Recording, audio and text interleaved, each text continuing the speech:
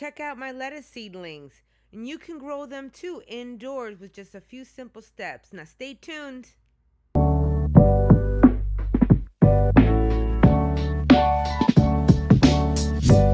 What's up, plant people?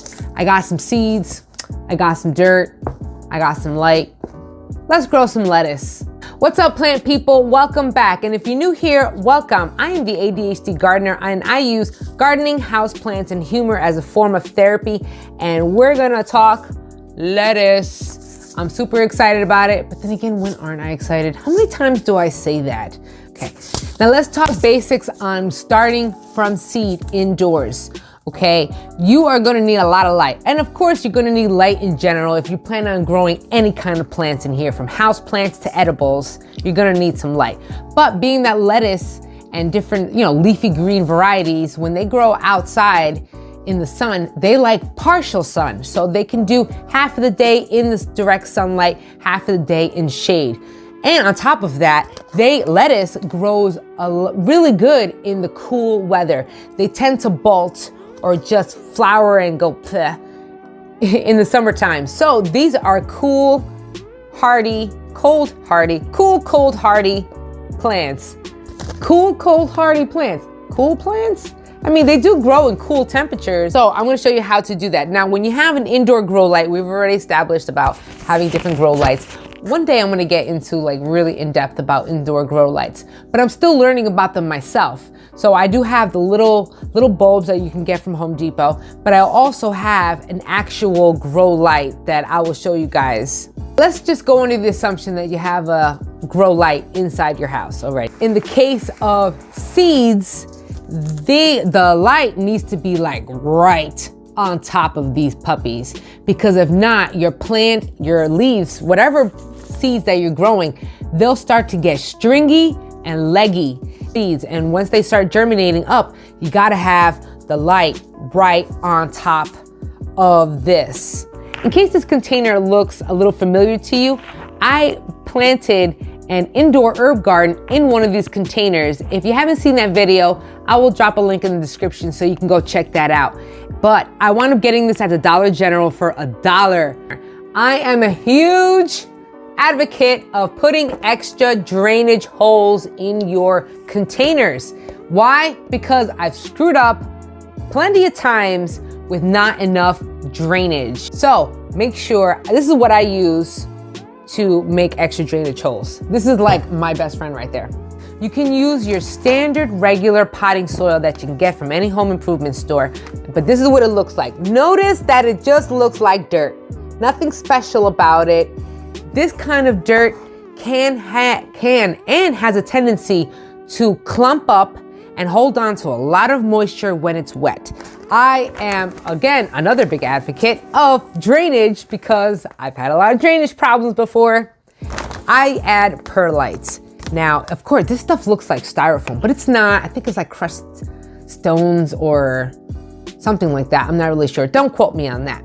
But you can add perlite. I add perlite to all of my soil. I've screwed up many indoor house plants with soil that doesn't have perlite in it, or that doesn't have proper drainage in it, and it just sucks up all the freaking moisture and it does not let it go. Oh, it looks like styrofoam, but it's not. It's not. Whew. Try not to inhale this stuff either. I mix it up just to make sure that it is properly distributed all around here. Now you see the white specks? That's what's up. Each lettuce is different. You can't just sprout a bunch of different lettuce, all the seeds in one spot. Some of them will work like that. Like if it's a small salad mixes, like the mesclun salads and whatnot, the real small tiny leaves, you could just sprinkle that all over the place. But these are romaine lettuce, so I think they get a little bit on the bigger side. So I want to plant every 6 inches. This recommends 12 inches, but I don't think that we're gonna get it that big inside of this container right now, because I don't even think it's gonna last that long. I'm probably gonna eat it. If you wanna be on the safe side, follow the directions on the envelope. These seeds are super tiny. Yo, tiny. See, that's what I got. And look how small they are. Yo, they are small. Be careful because, well, you know what? Even if you did accidentally spill some inside the dirt, at least they're in the dirt and, you know, you'll find out what happens when it grows. Nothing's guaranteed when you're growing from seeds, okay? Sometimes they grow, sometimes they don't. So what you do is you add at least 2 to 3 seeds inside each little planting hole because you want to have an increased chance of something growing. So let's just say on a really lucky chance that all 3 of your little seedlings grow in that one area, you can kind of thin them out and like pull out these 2 extra plants if you want to, and just have 1 seedling growing. Don't plant them all the way completely at the edge. At least like 2 or 3 inches away from all the edges.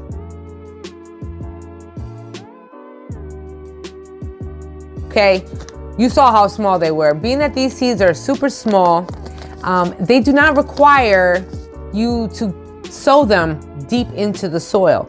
So when it comes time to watering this, you can you have 2 options. 1, you can pre-moisten the soil before you put the seeds in. Sometimes being that these seeds are so small, with you watering on top after you planted them, they can migrate further down into the soil. And I don't know if they will really, it would take a little while for them to grow back up from the soil. Then you cover it up with some soil, cover up the hole all over again. Now we just set up the ideal condition. If you watered already before you put the seeds, then you're golden. You don't gotta worry about it. But if you put the seeds first and then you had to water, then I would suggest watering now. I need to water. But after you do that, just set up. It just looks like regular dirt. It doesn't look like nothing because it is technically nothing. You're starting from seed, so you're not gonna see anything happen. But lettuce germinates and grows very fast. If this is your container right here, you want that light once you start seeing germination right on top of this sucker. Like not directly on it, but you really want it right close to the height of your plants because they're in a critical stage of just starting out, okay? Plants as babies or baby seedlings, they require a little extra tender love and care. They want more light. They want a little more heat. They want, ideal, wonderful, loving conditions in order for them to grow up. I know, this is why I love gardening, and this is why I love plants, because you can relate plants to a lot of things in life. You can grow along with your plants. I'm gonna check back in a few days and see where this has gone. Have we grown anything? Has it germinated yet? So I will find out. All of my seeds wound up sprouting, so I separated them into individual grow cups. We're gonna go through a lot of things that I have learned over the course of growing seeds and some things I forgot to mention to you guys. So notice the light setup. The light doesn't reach all of the plants. This is not my first time growing seeds. I've grown from seed numerous times before with various vegetables, and I've grown my entire summer crop with the seeds that I've grown myself. I have grown them indoors before, and I still came up with the same kind of problem that I had here. Let's recap, okay? So, they're looking pretty good. They're small though. They're smaller than I would have liked, but overall they're looking pretty good. There goes that light source that I'm telling you guys. Remember when I kept stressing the light source really low to these plants? Because you don't want them to get leggy and stringy and strive to go reach for that light source. Like this one right here, that's extra long because it was reaching for the light source.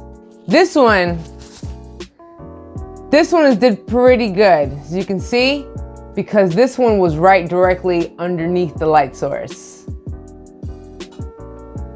So that one did pretty good. It's still on the smaller side. However, it still is not to full maturity. So we still have at least another, month to go with this.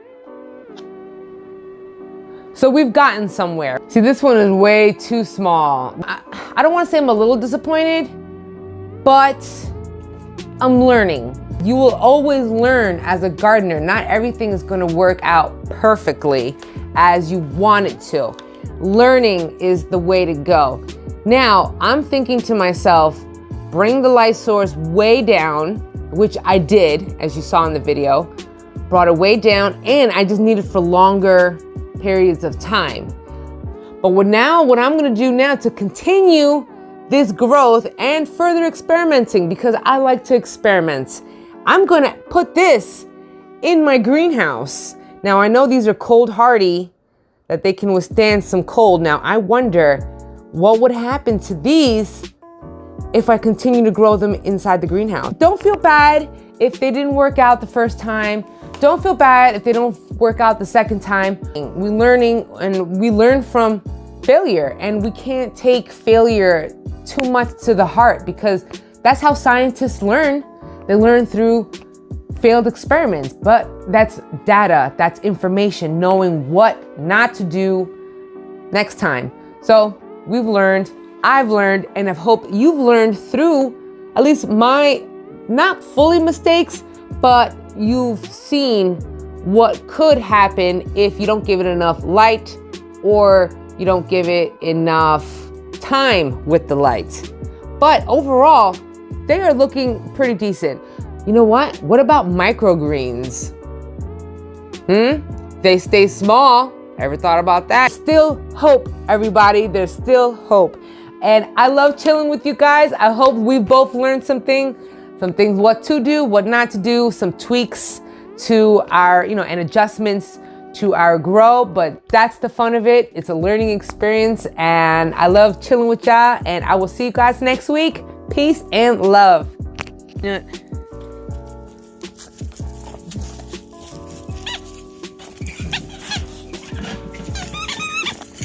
on.